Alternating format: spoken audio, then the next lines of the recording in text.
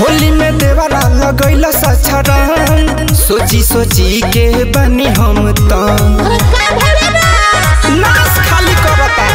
होली में देवरा लगैला सछरन सोची सोची के बनी हम का कही ननदो देवरा कैला सीन सल्टी। होलिया में देवरा अब की कैले बाबे गलती सैया वाला रंग चोली में कैले बाबे पलटी।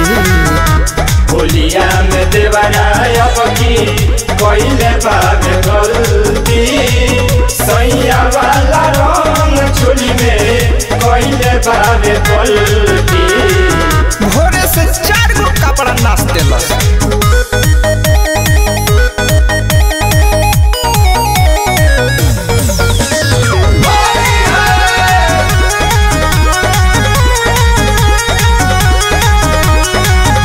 मीठी मीठी बात करे आके हमारा भिड़िया रोज रोज लगे आके लूट लेबे लहरिया बड़ी फुसलावता। मीठी मीठी बात करे आके हमारा भिड़िया रोज रोज लगे आके लूट लेला लहरिया। लागता कि पी के आइल बाबे बबली बंटी।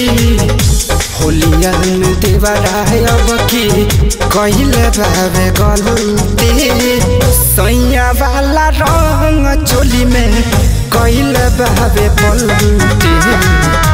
होलिया में देवरा अब की कैले बाबे गलती सैया वाला रंग चोली में कैले बाबे पलटी।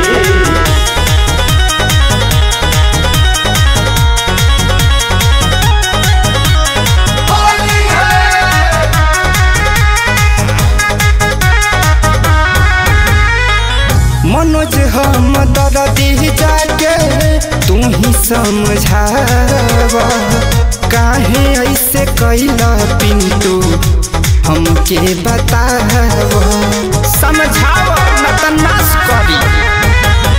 मनोज हम दर्दी जाके तू ही समझावा काहे कैला बिकी ऐसे हमके बतावा। सैया जब से नहीं खन घरे करे रहे चलती। होलिया में देवरा अब की कैले बाबे गलती सैया वाला रंग चोली में कैले बाबे पलटी। होलिया में देवरा अब की कैले बाबे गलती सैया वाला रंग चोली में कैले बाबे पलटी। चोली के तहस नहस करके रख देलस।